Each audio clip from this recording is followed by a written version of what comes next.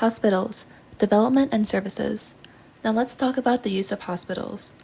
Hospitals are used to deliver primary patient care and train health personnel, conduct research, and disseminate information to consumers. Advances in technology and changing societal factors have helped make hospitals the second largest business in the USA.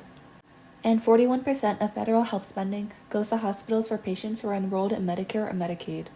Now let's talk about the origins of hospitals.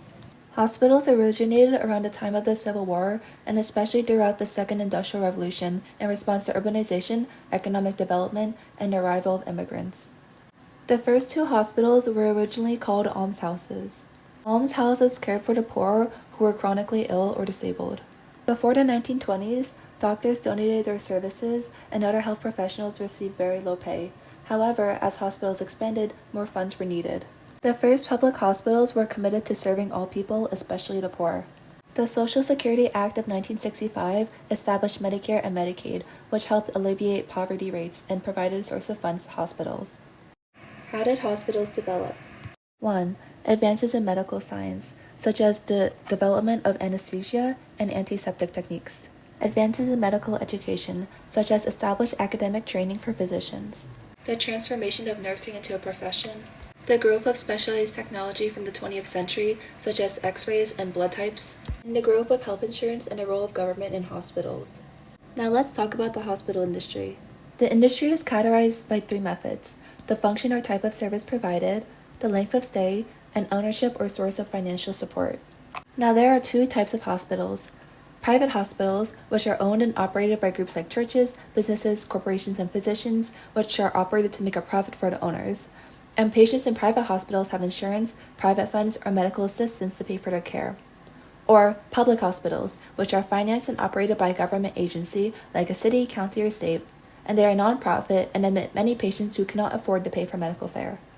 These also include essential hospitals and health systems, which provide levels of care to vulnerable populations with no access to health care because of financial circumstances. Federally owned hospitals are also reserved for special groups. Next, voluntary hospitals. These are usually non-profit and are owned and operated by religious organizations. Next, we have community hospitals, and the majority of hospitals in the U.S. are community hospitals. These are independent non-profit corporations that consist of local citizens that are interested in providing hospital care for their community. They usually have short-term general and specialty hospitals, and they may include academic medical centers and teaching hospitals, as in the hospital system. Next, proprietary hospitals or for-profit hospitals, and they're operated for the financial benefit for the people or partnerships or corporations that own them. Sometimes they would even buy smaller hospitals by large investment firms to create for-profit hospitals. Here are the different types of hospitals on a broader scale.